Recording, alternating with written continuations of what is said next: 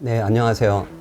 지난 시간에 프로바이오틱스에 대한 전반적인 내용들을 말씀드렸었는데 이번 시간부터는 좀 더 이제 현실적으로 여러분들이 프로바이오틱스 제품을 선택할 때 어떤 것들을 고려해야 하는지 이런 부분에 대해서 설명드리고자 합니다. 그래서 우선 프로바이오틱스 제품의 제형을 잘 보셔야 합니다. 결론부터 말씀드리면 저는 이런 식으로 이제 캡슐 제형을 여러분들께 권고드립니다. 현재 출시된 프로바이오틱스 제품의 제형을 보면 매우 이렇게 이제 보시는 것처럼 다양한 제형들로 구성되어 있어요. 그래서 뭐 이런 가루 형태를 통에 이제 담아가지고 스푼으로 퍼먹이는 형태부터 해가지고 이런 이제 스틱 형태의 포장도 있고, 그리고 뭐 이런 간식 형태, 둘 다 간식 형태가 되겠죠. 뭐 그런 형태, 또는 이렇게 두 가지처럼 뭐 이건 간식 형태이면서 사료 알갱이 형태가 되기도 하고, 이것도 이제 추어블 형태, 그리고 뭐 이런 짜먹이는 형태, 그리고 이렇게 이제 필름 형태, 액상 형태, 그리고 이제 가장 일반적인 사람에서 주로 많이 쓰는 이런 캡슐 형태, 뭐 이렇게 다양한 형태들이 이렇게 있어요. 그래서 이 제형이 중요한 이유가, 이 프로바이오틱스는 원래 살아있는 형태로 충분한 양이 급여되어야 하기 때문에 이제 그렇습니다. 그래서 우선 이 프로바이오틱스를 살리기 위해서 중요한 것이 공기하고 수분이 접촉하지 않게 하는 겁니다. 그래서 프로바이오틱스는 섭취되기 직전까지 잠시 활동을 멈추도록 낮은 온도에서 건조시켜야 돼요. 그렇게 이제 어떻게 건조시키느냐, 동결 건조 형태로 건조를 해야 됩니다. 만약에 열을 가해서 건조를 하면 다 죽어버리겠죠. 그래서 동결 건조 형태로 건조시켜 가지고 대부분 이제 프로바이오틱스 제품을 만들게 되는데요. 이렇게 건조시키는 이유가 수분이 거의 없는 어떤 그런 이제 온도도 낮은 어떤 그런 환경에서 보존되어 있다가 몸속으로 이제 먹어서 들어오게 되면은 다시 활동을 시작할 수 있는 그런 성질을 가지고 있어요. 이런 우리 미생물들은. 그렇기 때문에 일단은 좀 수분이 없는 건조된 형태로 제품화 해가지고 그게 이제 섭취돼 가지고 다시 미생물들이 증식하고 어떤 활동을 할 수 있게끔 이렇게 해준다라고 여러분들께서 이해를 해주시면 좀 쉽습니다. 그런데 섭취하기도 전에 뭐 유통 과정이나 어떤 제형에 따라 가지고 수분과 높은 온도에 노출되게 되면은 당연히 미생물들이 깨어나 가지고 활동을 하게 되죠. 그래서 이 제품의 환경이 몸속의 환경과 좀 다르잖아요. 그렇게 됐기 때문에 이제 쉽게 사멸될 수가 있는 거죠. 그리고 또 프로바이오틱스 제품에 많이 사용되는 그런 균이 이제 락토바실러스라든가 비피도박테리움처럼 이제 유산균, 그리고 이제 사카로마이세스와 같은 효모균 등인데, 이들 균들은 혐기성 세균이라고 해요. 그 혐기성이란 얘기는 산소를 싫어한다는 얘기예요. 그래서 이제 산소와 만나면은 금방 사멸한다라는 그런 얘기입니다. 그래서 프로바이오틱스를 제조하는 그런 회사들은 균주를 선택해서 배양해 가지고 혼합한 다음에 충진해서 이제 포장을 하고 그 뒤에 이제 유통을 하게 되겠죠. 이 모든 단계 과정에서 세심한 주의가 필요합니다. 그래서 이제 프로바이오틱스 제품들의 이 제형은 한마디로 말해서 수분, 공기, 온도에 대한 영향성을 최소화하는 데 이제 중점을 둬야 되는 것이죠. 유통도 마찬가지고. 그래서 이제 오늘 이 제형에 대해서 이야기 드리기 위해 가지고 사람용과 동물용으로 판매되는 이런 다양한 제품의 제형들을 준비를 했습니다.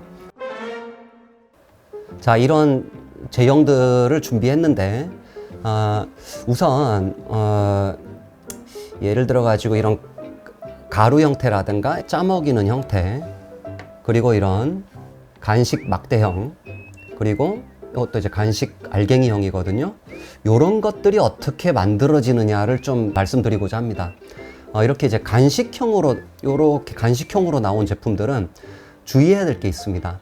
이 사진은 간식으로 만들기 전에 원료를 섞는 과정을 보여주는 것입니다. 이렇게 이제 섞인 원료를 간식 형태로 만들게 되는데, 이 사출 방식이라 그래가지고 다 섞인 거를 이렇게 빼내가지고 자르는 어떤 그런 방식을 우리가 사출 방식이라고 하거든요. 이때 열 처리가 또 돼요. 그래서 유산균이 좀 사멸할 수 있는 그런 과정을 이제 거칠 수도 있습니다. 그리고 포장 방식에 따라 가지고 이렇게 섞은 다음에 사료 알갱이처럼 나올 수도 있고, 이렇게 스틱 형태가 나올 수도 있고, 가루 형태가 나올 수도 있고, 또는 이런 짜먹이는 형태가 나올 수도 있는 거죠. 문제는 유산균이 얼마나 골고루 잘 배합되는가에 있는 거죠. 이 사진을 이제 보시게 되면 원료를 섞을 때 기계가 이렇게 한 방향으로 회전시키는 것을 알 수가 있는데, 이렇게 되면 원심력에 의해서 유효 성분이 골고루 퍼질 수 없게 됩니다. 그러므로 이제 간식 형태의 제품은 각각의 제형에 들어있는 그 유산균이 운이 좋으면은 좀 많은 수가 들어갈 것이고, 그리고 운이 별로 안 좋으면은 거의 유산균이 안 들어있는 그런 제형을 오늘 먹이게 될 수도 있다라는 거죠. 그리고 가장 중요한 것은 이후에 이제 열 처리를 하는 경우가 있는데, 이 경우에 이 유산균이 대부분이 열에 의해서 사멸될 가능성이 매우 높다라는 거죠. 그래서 간식을 만들기 위해 필연적으로 열 처리 과정을 겪어야 하는데, 과연 얼마나 많은 유산균이 제조 과정에서 살아남을까? 이게 참 의문입니다. 그래서 제가 되게 중요시 생각하는 게 있어요. 그게 바로 이제 COA라고 하는 건데, 영어로는 이제 Certificate of Analysis라고, 우리나라 말로는 분석 증명서 또는 뭐 시험 성적서라고도 이제 할 수가 있어요. 이 서류가 중요한 이유가, 이 COA는 제조회사가 제조를 마치고 실제 유효 성분의 함량과 불순물의 함량 등을 검사해 가지고 문제가 없는지 여부를 보증해주는 그런 서류로 보시면 돼요. 그래서 만약에 이 서류를 발행해주지 않는다면 그 회사가 만든 제품에 대해서 그 유효 성분의 함량을 보증하지 않겠다라는 얘기가 이제 되는 거죠. 그래서 저는 기본적으로 이런 서류를 발행해주지 않는 제조회사라면 저는 별로 신뢰하지 않습니다. 만약에 이들 간식형 제품을 만드는 그런 제조사에서 유산균이 충분히 들어있다라고 입증해주는 그런 COA를 발행해준다면 뭐 괜찮을 것이라고 저는 봅니다. 이걸 보게 되면은 이 제형 역시 많이 이제 유통되는 제형인데, 주로 통에 이렇게 가루 형태로 담아가지고 통에서 작은 스푼으로 퍼가지고 사료에 이제 뿌려주는 뭐 그런 형태의 제품도 있고, 또는 조그마한 스틱 그 포장 안에 이게 이제 들어있어가지고 그거를 한 포씩 뜯어가지고 뭐 주는 경우도 있겠죠. 아니야. 근데 이 제형은 먹일 때 어떻습니까? 매번 줄 때마다 만약에 뚜껑형이라면 뚜껑을 열고 닫으면서 여기 산소와 습도를 안으로 이제 집어넣는 어떤 그런 상황이 되는 거죠. 이 경우에 과연 얼마나 많은 미생물들이 잘 견딜 수 있을까요? 아마도 제가 볼 때는 많은 수가 사멸될 것으로 생각이 됩니다. 그리고 이제 또 말씀드리지만은 유산균은 산소와 수분에 취약합니다. 그렇기 때문에 하루 또는 한 번에 먹여야 하는 양이 개별 포장 또는 산소와 수분으로부터 보호해 줄 수 있는 그런 조치가 필요합니다. 그래서 뭐 이런 가루 형태라면은 이런 캡슐에 담아가지고 개별 포장을 하든지, 아니면은 그런 스틱 형태 포장은 괜찮다고 저는 보는데, 그냥 퍼먹이는 것보다. 근데 문제는 스틱 포장이라 하더라도 그 안에 이제 가루 제제만 있는 게 아니잖아요. 그 안에 수분도 일부 들어있고 공기도 일부 들어있잖아요. 그래서 완벽한 형태는 아니다라는 거죠. 이렇게 이제 캡슐 형태처럼 타이트하게 막아줘야 되고, 블리스터 형태로 하나하나 또 이제 이중 포장을 해서 수분과 그 공기가 들어가지 않도록 그렇게 이제 하는 것이, 제조하는 것이 저는 되게 중요하다라고 생각을 합니다. 자, 그리고 여기 이제 짜먹이는 형태의 유산균을 보시면 어떻습니까? 여기는 당연히 이 자체 안에 산소와 수분 함량이 많이 들어있겠죠. 그래서 이제 이거를 만들기 위해서 또한 열 처리를 했을 것으로 저는 보거든요. 그래서 이제 아마도 많은 수의 유산균이 사멸될 것으로 저는 생각을 합니다. 물론 뭐 이렇게 만들었다 하더라도 뭐 특수 포장을 사용했다고 뭐 할 수도 있고, 뭐 또는 제조사에서 뭐 괜찮다라고 얘기를 할 수도 있겠지만은, 중요한 건 뭐겠어요? 여러분들이 확인해야 되는 거는 그게 바로 시험 성적서라는 거죠. 만약에 이렇게 만들었음에도 유익균이 충분히 많은 양이 잘 생존해 있다라면은 결과적으로 뭐 제조된 제품의 균 수가 검사를 통해 가지고 어느 정도 보증이 나왔다는 얘기니까 저는 이제 문제가 안 될 것으로 보지만은 이 유익균의 생존력 그리고 생존과 관련된 그런 성질을 보게 되면은 아무래도 수분과 공기를 함유한 제형이 어느 정도 시간이 지나면은 좀 많이 사멸될 것으로 저는 생각을 합니다. 논문에도 좀 많이 나왔고요. 다른 그 학교에서 이제 연구한 그런 논문에도 나왔는데, 어찌됐든 그 제품 라벨에 있는 균수하고 홍보물에 나와 있는 뭐 균수 등을 감안해가지고 실제 검사를 통해서 그 미생물이 검출된 숫자와 비교를 이제 해봤더니 이런 형태는 거의 균이 검출되지 않았다라는 거고, 심지어 여기 라벨에 또는 홍보 문건에 적혀 있는 보장균수 보다 현저히 적은 양이 우리가 이제 확인한 그런 경우도 있었습니다. 이렇게 이제 액상형으로 나온 그런 유산균 제제도 있어요. 보면은 이제 물에 들어있는 것인데, 이 유산균이 여기 얼마나 잘 생존해 있을지 저는 참 불확실하다라고 생각을 합니다. 이 앞서 말씀드린 대로 프로바이오틱스는 물에 취약합니다. 수분에 취약합니다. 근데 이 취약한 유산균을 물에다가 넣었으니 얼마나 잘 생존해 있을지 매우 불확실합니다. 이런 액상 유산균 제제들이 많이 나와 있거든요. 사람용도 그렇고 동물용도 그렇고.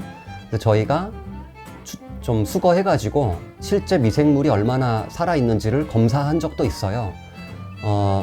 어떤 브랜드인지 제가 말씀 못 드리겠지만은 빵마리가 나왔습니다. 그냥 물 먹인 거죠. 비싼 돈 주고 물을 먹인 거죠. 이렇게 봤을 때 실제로도 측정에 의해 가지고 미생물이 거의 검출이 안 된다라는 걸 저희가 확인을 했거든요.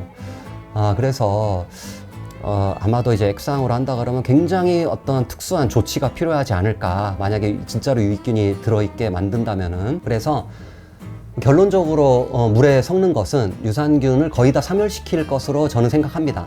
살아남는 유산균이 일부 있다고 하더라도 그 수가 얼마나 적겠어요. 그래서 이제 적은 균을 먹어봤자 효과가 있겠냐라는 거죠. 그런데 마찬가지로 이런 제품이라고 하더라도 제조사에서 시험 성적서 등을 제출해가지고 우리는 특수하게 뭔가 살리는 방법을 가지고 있다, 그렇게 해가지고 이렇게 잘 살아있게끔 유지를 한다라는 어떤 그런 증명서가 있다라면은 좀 그래도 신뢰할 만하겠죠. 마찬가지 또 해야 될 것이 좀 어느 정도 시간이 지난 다음에 또 잘 생존해 있다라는 뭐 그런 자료들도 좀 제공을 해줘야 되겠죠. 그리고 여기 마지막으로 여기 이렇게 보이시죠? 이게 이제 필름 타입인데요. 그런데 이 필름 타입은 잘 보셔야 하는 게 유산균은 맞지만 프로바이오틱스는 아니다라는 것입니다. 이 프로바이오틱스는 살아있는 유산균을 지칭하는 거예요. 그래서 이 필름 타입, 사람용이든 동물용이든 여기 들어있는 유산균은 죽어있는 유산균입니다. 즉 사균이라는 거죠. 이 사균은 이제 포스트바이오틱스 범주에 포함이 되기 때문에 프로바이오틱스는 아니라는 거죠. 그러므로 장에 생착해가지고 장내 미생물 불균형을 좀 잡아주는 그런 역할은 굉장히 미미할 것으로 보이고요. 그렇다고 뭐 효과가 없는 건 아닙니다. 사균도 뭐 점막 면역이라든가 뭐 그런 일부 이제 면역 기능을 조절해 준다라는 그런 연구들이 좀 나와 있거든요. 그래서 뭐 예를 들어 가지고 뭐 점막 면역을 담당하는 이뮤노글로불린 A의 활성도를 높여 주었다라는 뭐 보고도 있습니다.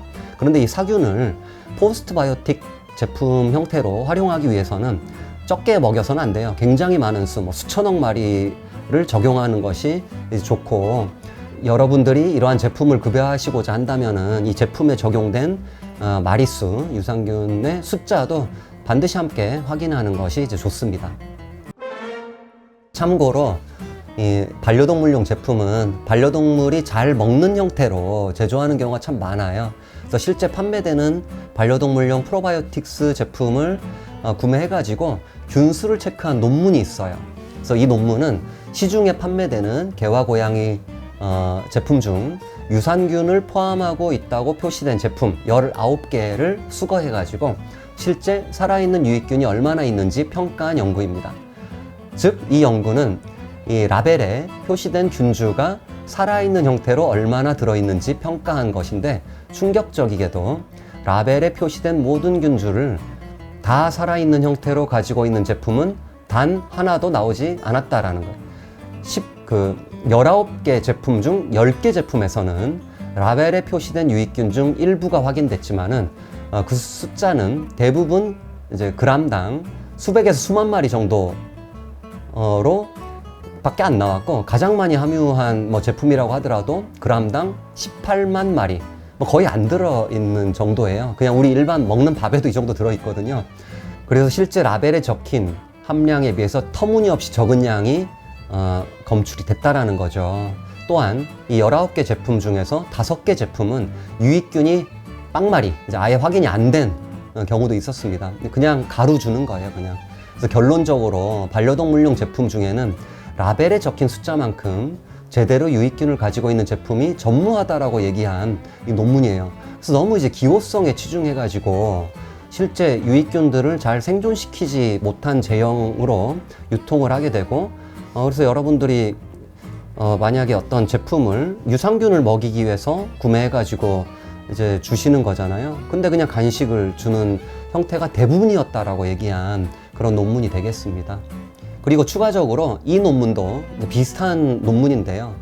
이 논문은 반려동물용 유산균 제품 8가지, 그리고 사람용 유산균 제품 5가지, 그래서 총 13가지를 구매해가지고 실제 들어있는 균수를 체크한 그 논문입니다. 그래서 결론적으로 총 13개 제품 중에 단 2개 제품만이 라벨에 적힌 숫자만큼 균수가 들어있었습니다. 이 2개 제품은 다 사람용 제품이었어요. 11개 제품, 뭐 사람용 제품 3개하고 반려동물용 제품 8개 전부 다는 그렇지 않았다라는 것을 발표한 논문이에요. 여기 보시면 이렇게 왼쪽에 이제 H로 시작하는 것이 사람용 제품입니다. 그리고 밑에 V로 시작하는 것이 동물용 제품이에요.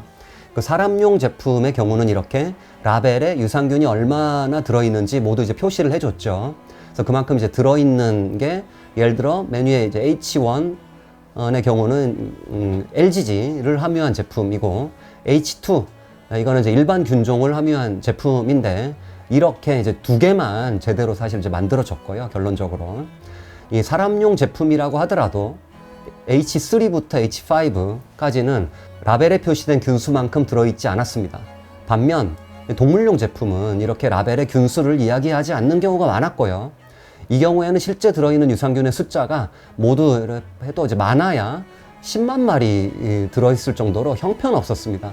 그러므로 여러분들이 유산균 고르실 때 이렇게 투입된 균수가 적혀 있는 그런 제품을 구매하셔야 되고, 균수가 표시되지 않은 거 구매하지 마십시오. 그리고 이제 라벨에 이렇게 유산균 숫자가 적혀 있다 하더라도 실제 측정을 해보면은 역시 뭐 대부분 10만에서 100만 마리 정도로 매우 적은 숫자만 이렇게 이제 검출이 된 거죠. 그래서 아마도 이 결과는 우리나라든 외국이든 이 반려동물한테 주기 쉽게 만들려고, 그러니까 기호성을 중요시하는 그런 것들 때문에 이 상당수가 이제 사멸돼 가지고 실제 충분한 양이 검출되지 않은 걸로 이제 저는 말씀드리고 싶습니다. 그래서 결론적으로 유산균 제조회사들은 잘 먹게 하는 그런 제형도 중요하지만은 유산균의 생존성과 유통 방법도 함께 생각을 해야 합니다. 여러분 이렇게 애들 건강을 위해서 유산균을 챙겨 주시는 거잖아요. 근데 실제로 그 유산균이 안 들어있는 제품을 준다면은 얼마나 안타까운 일이겠습니까? 제조회사도 그렇고 보호자님들도 그렇고 뭐 좀 제대로 된 제품들이 좀 유통될 수 있게끔 좀 서로 고민해야 되지 않을까, 좀 뭐 저는 그렇게 생각합니다. 그래서 이번 시간에 여러분들께 전달하고자 했던 그런 내용이 살아있는 유익균, 프로바이오틱스가 되겠죠. 이 살아있는 유익균을 급여하기 위해서는 살아있는 형태로 섭취돼야 된다라는 거죠. 그리고 이제 유익균이 잘 살아있으려면은 첫 번째 수분, 두 번째 공기, 그리고 이제 온도를 잘 제어해야 된다라는 거예요. 그래서 시중에 판매되는 제품은 이러한 부분을 좀 염두에 두고 이제 제조를 해야 되고, 그리고 이제 유통도 제대로 해야 된다라는 거죠. 그래서 마지막으로 이제 유익균의 숫자가 정말 라벨이나 홍보물에 표시된 숫자를 충족하는지 이제 확인하기 위해서는 제조사에서 실제 그만큼의 숫자를 잘 가지고 있다라고 이제 검사를 시행해가지고 그런 시험 성적서를 이제 가지고 있어야 되고, 보호자분들도 시험 성적서를 보유하고 있는지 여부를 함께 좀 체크하는 게 도움이 될 것으로 저는 생각합니다. 이번 시간은 여기까지 하겠습니다. 감사합니다.